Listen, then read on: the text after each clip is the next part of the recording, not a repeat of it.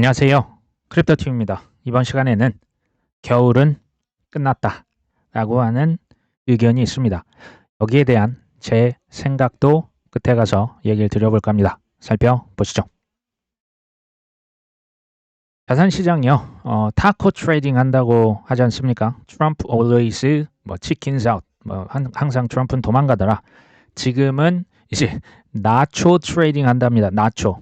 Not a chance. Hormuz opens. 호르무즈 해협이 이제는 안 열린다. 이것을 그냥 이제 사실화시키고 상수화시키고 그냥 투자에 임하고 있다.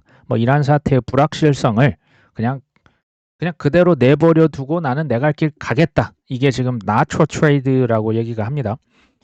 시장에서는 이제 호르무즈 해협 이거 단기간에 안 열리겠네. 열린다고 해도 유가 여전히 비싸겠네. 그러면 지금 상황에서 할 수 있는 확실한 거, 그게 뭘까요? 당연히 에너지주가 되겠죠. 또는 이제 AI 모멘텀을 가지고 있는 빅테크 주식, 이쪽으로 자금이 전 세계적으로 쏠리고 있다.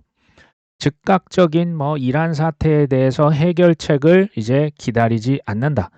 고유가는 일시적인 충격이 아니라 현재 시장 환경의 그냥 특징이다. 유가는 생각보다 높아지겠네. 호르무즈 해협이 열리기는 쉽지 않겠다. 이걸 그냥 기본값으로 가정하고 투자에 임하고 있다. 그리고 지금 상황에서 그럼에도 불구하고 AI는 갈 테니까, 그럼에도 불구하고 유가는 비쌀 테니까 이제 에너지 기업들의 쏠림 현상이 전 세계적으로 이어지고 있습니다. 우리가 잘 알고 있죠. 트럼피즘. 지금의 이제 세상은 지난 70년, 80년 미국 주도의 이제 역사가 이제 미국이 물론 이제 강력한 패권은 되겠지만 이전처럼 일국 아니면 달러 그냥 유일 화폐 이런 게 아니고 각자 도생의 시대인 거죠. 이제 각자 블록화된 경제가 있고 자유무역의 시대가 이제는 아닌 거죠. 이것을 또 하나의 어떤 얘기, 지금 이 나초 트레이딩에서 실은 나올 수 있는데요. 확실한 거 아니면 사실은 선택을 받을 수 없다는 얘기입니다. 이건 사실 투자에서만 그런 건 아닙니다. 사업을 하든 나중에 우리 자녀들이 직장을 선택하든 확실한 거 위주로 사람들은 몰릴 것이다. 왜? 여유가 없어요. 그렇게 이전만큼 여유가 있고 이런 이제 시대가 이제 된 게 아니죠. 생각보다 높은 물가, 생각보다 높은 금리는 앞으로도 계속이 될 수 있습니다. 금리 인하를 할지언정 이전처럼 제로 금리, 슈퍼 초저금리 이런 시대는 이제는 쉽지 않아 보입니다. 코인베이스가 지난 1분기 실적, 사실 코인베이스의 1분기 매출 전년 동기 대비 마이너스 31%입니다. 1분기 사람들이 코인 투자 많이 안 했으니까 수익이 많이 떨어졌겠죠. 수익은요, 이제 순이익이라고 하죠. 사실 그러니까 작년 4분기 대비해서 지금 적자로 전환이 됐습니다. 적자 폭이 굉장히 커요. 수천억 이상 지금 마이너스입니다. 근데 비트코인을 1분기에 1100개를 추가로 샀습니다. 그래서 현재 16,492개를 여전히 들고 있습니다. 전 잘한 선택이라고 보고 있고요. 트럼프 미디어 아시죠? 대통령의 회사 중에 하나입니다. 트럼프 미디어. 1분기에 역시 큰 손실을 봤는데요. 손실을 그러면 왜 봤냐? 봤더니 암호화폐 그리고 주식 보유분의 평가 손실, 쉽게 말하면 미실현 손실이라고 하겠죠. 코인 가격, 주식 가격이 많이 떨어졌거든요. 이게 이제 거의 한 80%, 90% 가까이 순손실에 이제 코인이랑 주식 가격 폭락. 그럼에도 불구하고 제일 마지막까지 보시면 비트코인 여전히 몇 개 있다고요? 9,542개. CRO라고 해서 crypto.com 이제 거래소 코인 있거든요. 그것도 7억 5,600만 개를 7억 5,600만 개를 여전히 들고 있습니다. 트럼프 대통령이 만약에 정말 말만 번지르르 하고 행동이 전혀 달랐다? 그러면 우리가 코인을 지금 어떻게 가져가야 할지 고민을 해봐야 된다라고 저는 생각을 해요. 근데 지금 트럼프 미디어 그 아들들이 하고 있는 월드 리버티 파이낸셜, 그 다음에 아메리칸 비트코인, 요거 이제 비트코인 채굴 회사인데요. 이 모든 기업들이 지금 여전히 비트코인, 이더리움을 많이 들고 있습니다. 이건 뭡니까? 행동이겠죠. 이들 기업들이 지금 순손실 그대로 이제 마이너스 찍힌 거지 않습니까? 분기 손실이기 때문에. 하락장이다, 조금 힘들었다, 그래서 막 패닉셀하고 다 도망쳤습니까? 아니면 엄청난 수량, 뭐 이제 주가도 많이 떨어졌거든요. 정말 많이 떨어졌습니다. 일반 사람들이 보면 이거 끝난 거 아니야 할 정도로 많이 떨어졌음에도 불구하고 코인, 주식 그대로 다 들고 있습니까? 그대로 다 들고 있고요. 심지어 에릭 트럼프는 아메리칸 비트코인은 비트코인 채굴 회사거든요. 여기 상장도 됐습니다. 상장된 기업의 주가 정말 형편없이 떨어졌거든요. 근데요, 그 비트코인 채굴하는 양이 성에 안 차서 들고 있는 현금으로 비트코인을 계속 많이 샀습니다. 채굴량보다 훨씬 더 많은 양을 그냥 돈 주고 비트코인 시가로 계속 긁었습니다. 행동은 전혀 변치 않고 있네요. 블랙락 얘기를 해보도록 하겠습니다. 스테이블 코인으로 현금을 보유하는 투자자들을 대상으로 하는 머니마켓 펀드 두 가지를 출시를 계획하고 있다. 그러니까 스테이블 코인 보유자를 겨냥한 상품인데요. 하나는 여러 멀티체인, 하나는 여러 가지 뭐 이더리움뿐만이 아니고 뭐 솔라나다, 아니면 뭐 이더리움 레이어 2다, 여러 가지 체인에 동시에 왔다 갔다. 근데 또 하나의 MMF 펀드는 이더리움 체인 위에다가 올려놨습니다. 블랙락에서 2024년도에 출시했던 비들 펀드는 어느덧 25억 달러, 하나로 거의 한 4조 원에 달하는 규모로 이미 성장을 했습니다. 인기가 높은 자산부터 제가 토큰화 하겠다라고 얘기를 드린 바가 있죠. 수요가 있으면 당연히 그쪽으로 이제 가겠죠. 저번에 금이다, 은이다, 석유다 이거 선물하고 싶은데 기존에 미국의 전통 뭐 이제 CME 같은 데 주말에 안 했었기 때문에 여기 바이낸스도 가고 코인베이스도 가고 그 뭐 디파이 하고 있는 그쪽으로도 사람들 갔잖아요. MMF 펀드는 그러니까 이자를 따박따박 받을 수 있고요. 근데 내 맘대로 수시 입출금이 되는 거죠. 우리 같은 입장에서는 MMF 펀드 좀 애매하다. 그럼 MMF 그냥 집어넣고 이자 받으면 되거든요. 여기는 수요가 탄탄한 곳입니다. 그래서 미 국채 다음으로 주식 다음으로 MMF도 지금 토큰화 시키고 있다. 토큰화라고 하는 게요. 천천히 오는 것 같지만 어느 순간 지나보면 갑자기 찾아와 있을 것으로 저는 봅니다. 이 소식을 보고 어떤 사람은 블랙락이 이더리움 위에다가 MMF 펀드를 론칭했다. 그러면 이더리움 가격이 뭐 5,000달러는 훌쩍 넘어가겠네. 5,000달러면 대략 한 730만 원 정도 되거든요. 근데 블랙락이라고 하는 회사는요. 그 자산 운용 액수가 전 세계 1위입니다. 세계의 머니 블랙홀이에요. 여기에서 그냥 가자 외치는 순간 전 세계 자금이 이쪽으로 빨려 들어갑니다. 근데 MMF 펀드가 이더리움 위에 올라가는데 이거 하나만 해도 이더리움 가격이 뭐 700만 원에서 저는 멈출 것 같지는 않습니다. 어쨌든 뱅크 오브 아메리카에서 미 연준이 올해 금리를 몇 번 내릴 것이냐, 언제 내릴 것이냐, 뭐 이런 예측을 이제 계속하고 있거든요. 근데 올해는 아마 금리 인하 안 할 것 같다 이런 얘기입니다. 이유가 뭐냐? 여전히 물가가 높고요. 그 다음에 최근에 이제 미국의 고용 지표가 하나씩 발표가 됐는데 생각보다 미국에서 고용이 잘 되고 있거든요. 굳이 금리 인하 할 이유가 없는데 이런 얘기입니다. 원래는 올해 9월달, 10월달 그러니까 이제 한 번에서 2번 정도 금리 인하를 할 것으로 예측을 했지만 지금 상황을 보니까 금리 인하 올해는 어려울 것 같아. 이란 전쟁, 관세 지금 전쟁, 인공지능의 부상 등등 이게 이전까지 접해보지 못했던 사실은 골칫덩어리더군요. 이것을 정확하게 예측을 해서 금리를 결정한다라고 하는 것은 불가능하다라고 저는 생각을 하고 있습니다. 어쨌든 뱅크 오브 아메리카는 올해 금리 인하 없을 것이다. 골드만삭스는 뭐라고 했냐? 올해 12월 달에 한 번 하고 내년 3월 달에 한 번 할 것 같다.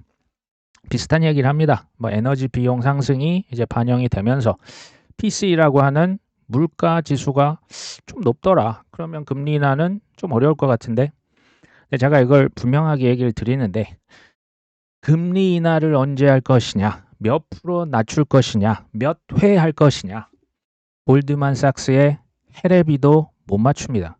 뱅크 오브 아메리카요? 이거 못 맞춰요. 어차피 못 맞추는데 이제 투자자 입장에서는 대부분 요걸 맞추려고요. 금리 인하 언제 할 거야? 그러면 나 그냥 한방 어떻게 빚으로 해가지고 그때 그냥 쓱 들어가려고 하는데요. 저는 이것보다 훨씬 중요한 게 있다고 봐요. 이거는요, 맨날 수시로 바꿔요.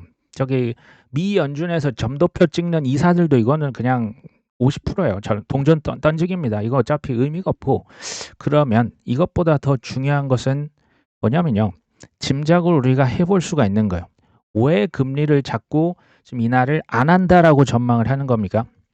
물가가 생각보다 높을 것이라고 하는 게 중요한 거예요. 그 다음에 금리가 생각보다 우리의 그냥 기대보다 더 높을 거라고 하는 게 굉장히 중요한 겁니다. 그러면 중요한 질문은 이거예요. 뭐 언제 금리를 인하하냐, 몇 번 하냐가 아니고요. 생각보다 물가가 높으면, 금리가 높으면 어떻게 될까요? 제가 생각한 것은 이겁니다. 대다수의 중산층, 서민층, 뭐 미국만 얘기한 게 아니에요. 전 세계적으로. 그러니까 일부 부유층을 빼면요. 대부분의 사람들의 삶은 훨씬 더 팍팍해질 거라고 생각이 돼요. 왜? 물가가 높고 금리가 높다. 조금 제가 구체적으로 들어가 봅니다. 대부분의 중산층과 서민층은 먹고 사는 게 빠듯합니다. 우량 자산이 많겠습니까? 뭐 부동산일 수도 있고 뭐 비트코인일 수도 있고 금일 수도 있고 뭐 AI 주식일 수도 있거든요. 우량 자산이 많을까요? 우량 자산이 적죠. 대신에 뭐가 많습니까? 빚은 많죠. 집을 살 때, 뭐 자동차 살 때, 해외여행 갈 때 그냥 난 현금으로 그냥 싹 일시불로 거의 없지 않습니까? 빚은 많고 우량 자산은 적습니다. 그러면 당연히 힘들어진다는 얘기가 됩니다. 그리고 이제 자영업부터 해서 뭐 사업을 하든 어떤 뭐 회사에서 어떤 일을 하시든 확실한 것만 점점 선택을 받고요. 이 선택이 점점 극소수의 기업으로 몰릴 거예요. 왜? 불안하니까. 2등에게도 저는 기회가 그렇게 가지 않을 수 있다라고 보는 거예요. 이것을 초양극화라고 하죠. 뭐 K자 경제다. 다 비슷한 얘기라고 생각이 됩니다. 비트마인의 회장이자 펀드 스트레스의 공동 창업자가 있죠. 톰 리가 연말에 비트코인은 20만 달러. 비트코인 우리 한화로 하면 대략 3억 원. 이더리움은 1,800만 원까지 갈 것 같은데 라고 얘기를 했습니다. 그러면서 크립토 윈터는 끝났다 라고 얘기를 했습니다. 가격 예측은 제가 이걸 뭐 어떻게 알겠습니까? 3억 원이 갈지 4억 원이 갈지 이거는 제가 볼 때는 의미가 없어요. 어차피 못 맞추는 건데 그냥 이제 헤드라인 해서 기사로 뽑기는 좋으니까 톰리는 저는 이런 역할을 좀 맡았다라고 생각을 하고 있습니다. 중요한 것은 이거겠죠. 크립토 윈터 이거 진짜 끝났을까요? 여기에 대한 생각을 조금 뒤에 제가 얘기를 드려봅니다. 뭐 쉬보라고 하는 뭐 사람이 있습니다. 이 사람은 그냥 뭐 엄청 유명하신 사람은 아니고 연말 이제 코인 가격 비트코인은 25만 달러 한 3억 7천만 원 이더리움 가격을 굉장히 높게 부르네요. 7,300만 원 5만 달러를 봅니다. 올해 말이거든요. 솔라나도 2,500달러면 뭐 한 370만 원. 저는 솔직히 뭐 비트코인은 이게 뭐 그 가능하다고 보는데요. 이더리움 솔라나는 솔직히 잘 모르겠어요. 이렇게까지 갈지는 언젠가는 가는데 이번에 갈지는 잘 모르겠다는 얘기입니다. 그러니까 가격 예측은 이제 좀 애매합니다. 이건 모르는 영역인데 이 사람이 하는 말이 저는 동의가 돼서 가져온 겁니다. 정말 엄청나게 많은 대다수의 사람들은 완벽한 불신 단계에 있다. 코인 가격이 오르든 말든 솔직히 전혀 관심 없습니다. 근데 제가 똑같은 질문을 우리나라 국장으로 한번 던져볼까요? 1년 전 삼성전자와 SK 하이닉스의 현재 가격을 상상하셨던 분 혹시 계십니까? 그때 제 기억이 나요. 삼성전자 뭐 5만 원 뭐 계속 뭐 6만 원 뭐 4만 원 왔다 갔다 하니까 크크크 조롱이 어마어마했지 않습니까? 뭐 국장 아직도 국장은 원금을 낸다. 뭐 세금이 아니고 원금을 낸다. 기억하십니까? 그게 1년 전이에요. 상상이 안 되는 지금 국장 이게 이 모든 게 지금 1년도 안 돼서 지금 다 이루어진 일이거든요. 저는 이것보다 더한 일이 코인 시장에서 일어날 수 있다라고 생각을 합니다. 왜? 골이요. 더 깊고 더 길었죠. 골이 깊으면 산이 높고요. 산이 높으면 골이 깊은 게 당연한 거 아닙니까? 그래서 저는 산은 더 높을 것이다 라고 생각을 하고 있습니다. 크립토 윈터는 그러면 끝났을까요? 100% 제가 장담을 할 수는 없습니다. 뭐 갑자기 뭐 저기 또 호르무즈 뭐 갑자기 에너지 시설 다 폭발시키고 이러면 그거는 제 영역이 아니기 때문에 예측은 어렵지만 저는 확률 한 80%로 겨울은 끝났다라고 보고 있습니다. 또 이런 얘기 드립니다. 이것도 막 그냥 그 빚을 내서 하실 수 있기 때문에 저는 B2 단타 자체를 하지 않습니다. 이거 참고로 해주셔야 될 것 같고요.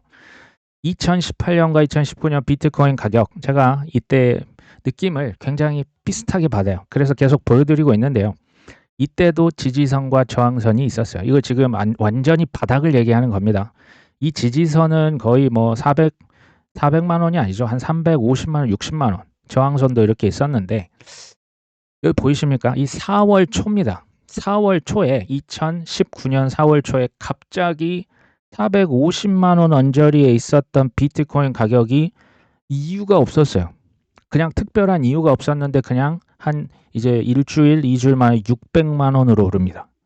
상당히 그냥 많이 올랐는데 그 이후에 정말 뭐 아름다운 차트 그 패턴을 보이면서 무려 400만 원이었던 비트코인이 1684만 원을 찍습니다. 정확히 3개월 만에. 꼭 지금 이렇게 간다는 의미가 아닙니다.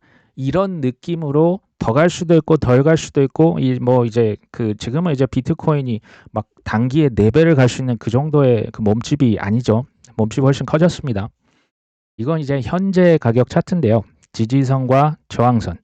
제가 2월 6일 이 저점 찍고 이거 계속 이제 비비고 있다. 근데 언젠가 여기 이제 돌파는 할 텐데 언제 돌파할 것이냐. 사실은 지금 어느 정도 돌파를 했어요. 저항선 돌파했습니다. 비트코인은 저항선 지금 위에서 놀고 있어요. 이 사실은 일단 긍정적입니다. 이거 이제 중기 차트로 보셔도 머리를 빼꼼 내밀었거든요. 그럼에도 불구하고 이거 좀 더 기다려 봐야 된다. 물론 그렇습니다. 좀 더 기다려 봐야 더 확실하게 알 수는 있는 겁니다. 근데요, 제가 여기 지금 알트코인 차트를 보여드릴 텐데 지금 이렇게 특히 단기에 많이 오른 코인들은 쳐다도 보시면 안 됩니다. 이거 제가 그냥 보여드리려고 가져온 겁니다. 온도 파이낸스의 가격 차트인데요. 이 단기적인 지지선과 이 다 2월 초에 비슷한 차트를 대부분 보여요. 그 다음에 단기 저항선 보시면 온도 파이낸스가 이 저항선 뭐 1차, 2차 뭐 이런 거 의미 없이 한참 위에 있죠. 보이시죠? 가격이 갑자기 많이 올랐거든요. 이 갑자기 오르는데 뭔가 이유가 있었냐? 뭐 물론 저기 뭐 JP 모건 뭐 실험을 했다더라 뭐 이런 건 있지만 하락장에 그럼 실험 안 했습니까? 온도 파이낸스 갑자기 뭐 영업 중단했던 거 아니거든요. 그냥 올랐습니다. 그렇죠? 아카시 네트워크라고 하는 뭐 AI 관련된 조그마한 코인이 하나 있습니다. 지지선과 저항선. 이제 지난 2월 초에 찍었던 그 단기 그 위로 한참 했고요. 지금 단기 저항선을 이미 돌파를 해서 훨씬 더 위에 있습니다. 아카시 네트워크 한 뭐 400원까지 갔던 게 지금 1100원이 넘었거든요. 이것도 갑자기 급등을 했어요. 호재를 굳이 한번 찾아보자면 이제 쓰면 이 토큰을 소각시키겠다. 뭐 이런 호재가 있긴 했어요. 근데 진짜 하락장이고요. 진짜 혹독한 겨울이 되면 호재고 뭐고 그냥 폭락 주르르르 흐르기만 해요. 그리고 옆으로 이제 뭐 기껏해야 횡보인데 생각보다는 지금 훨씬 더 위에 위치해 있습니다. 저는 그래서 일부 코인들은 먼저 냄새를 맡고 살짝 머리를 빼꼼 내밀었다라고 생각을 하는 거예요. 하락장 끝일 수도 있고 상승장 초입일 수도 있어요. 근데 대부분 지금 반응이 어떻다? 긴가 민가. 더 정확히는 급등을 하든 말든 전혀 관심이 없습니다. 지금 코인에 막 내가 막 가슴이 흥분된다? 그런 분 아마 거의 저는 없다라고 생각을 합니다. 알고랜드 차트 한번 가져와 봤습니다. 마찬가지예요. 단기 지지선, 뭐 1차 저항선, 2차 저항선 이게 쭉쭉 뭐 위로 이제 갈수록 저항이 있을 텐데 1차든 2차든 지금 알고랜드도 다 깨고 머리를 빼꼼 내밀고 있어요. 이게 뭘 의미할까요? 그러니까 뭐 지금 굳이 무슨 이유가 있어? 뭐 찾아보면 뭐 있긴 합니다. 뭐 퀀텀 리시스턴, 그러니까 퀀텀에 저항할 수 있는 거 알고랜드가 되는 거 아니냐? 근데 찾아보면 그런 거 많아요. 왜 알고랜드만 오릅니까? 그러니까 이유가 좀 애매합니다. 그렇죠? 그러니까 어쨌든 저항선 위에 있다. 저는 몇몇 코인들은 지금 나쁘지 않은 신호를 보이고 있습니다. 반면에 XRP 가격 차트거든요. 지지선과 저항선을 제가 그어봤더니 XRP는 생각보다 지금 저항선 밑에서 놀고 있어요. 그냥 쉽게 말하면 어떤 뭐 불이 나면 뭐 바람을 붙여주든 기름을 끼얹듯해서 확 올라줘야 되는데 XRP는 잠잠합니다. 그 밑에서 놀고 있죠. 지금 대부분의 코인은 XRP랑 비슷해요. 대부분 아직 시원하게 단기 저항선을 돌파를 못한 게 사실입니다. 이더리움 차트를 보시면 단기 지지선 이제는 뭐 이 가격은 쉽지 않다고 봅니다. 200만 원대 이더리움을 보기는 쉽지 않을 것이다. 단 지금 단기 저항선 있죠. 이 저항선에 계속 비비면서 지금 한 달 이상 가고 있어요. 그러니까 지금 이 저항선에 계속 그 부비고 있는 거예요. 근데 이걸 결국 뚫고 저는 올라가지 않겠냐라고 보는 겁니다. 다만 이제 뭐 여기서 한두 차례 더 밑으로 떨어질 수 있습니다. 제가 미래를 이제 알 수는 없고요. 힘겨운 싸움을 하고 있다. 두더지 게임 하는 거예요. 머리 탁 오면 누군가 이제 머리 탁 한 번씩 치면서 이걸 이제 몇 번 반복하면서 힘을 축적하는 구간이라고 전 보거든요.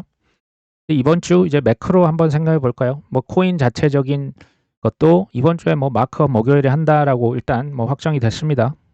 그리고 아르마라고 하는 법, 이제 비트코인 전략 비축하겠다는 법도 구체적인 윤곽이 이제 하나씩 뭐 드러나겠죠. 뭐 5월 중에 다 드러날지 저 7월까지 될지는 뭐 그건 제가 알 수는 없을 것 같고요. 하나씩 저는 근데 뭐 타이밍은 이미 짜져 있다고 봅니다. 그리고 7월 달에 시장 구조법과 저 뭐 지니어스법 수정안과 아르마법과 저는 웬만한 것을 거의 7월까지는 최종적으로 통과를 시키겠다. 뭐 그렇게 보고 있습니다. 신임 연준 의장 뭐 이제 5월 15일이니까 금방 이번 주에 이제 다 오겠네요. 저는 금리 인하를 그럼에도 불구하고 한두 차례 이상은 최소 할 것이라고 보고 있습니다. 왜냐면요. 지금 미국에서 이거 이제 빅픽처를 보고 보시면 이게 보입니다. AI랑 크립토는 그 트럼프 킹메이커들이 이제 그 뒷단에 있는 그 친구들이 이미 패권, 뭐 달러 패권뿐만이 아니고 전 세계 패권 전쟁을 위해서 AI랑 크립토 쪽을 이미 선점을 했어요. 이쪽을 크게 밀어줍니다. 이것을 어떤 사람은 국가 자본주의라고 해요.